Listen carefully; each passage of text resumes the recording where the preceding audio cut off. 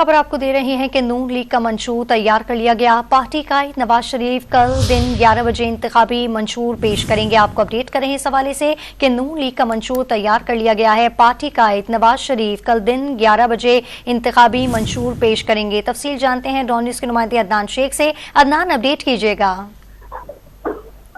जी बिल्कुल, मुस्लिम लीग नून ने अब मंशूर का ऐलान करने का बाज़ाब्ता ऐलान कर दिया और कल 27 जनवरी को मरकज़ी सेक्रेटेरिएट माल्टाउन में मंशूर का ऐलान किया जाएगा और ये मंशूर का ऐलान पार्टी कायद नवाज शरीफ करेंगे और इस मौके पर जो मरकज़ी कायदीन है वो भी मौजूद होंगे और कुछ नुकात भी जो है वो सामने आए हैं, जिसमें ये कहा गया कि पाकिस्तान को सच्चे मंशूर से नवाज दो, पाकिस्तान को नवाज दो। 9 मई वाले नहीं बल्कि 28 मई वाले हैं।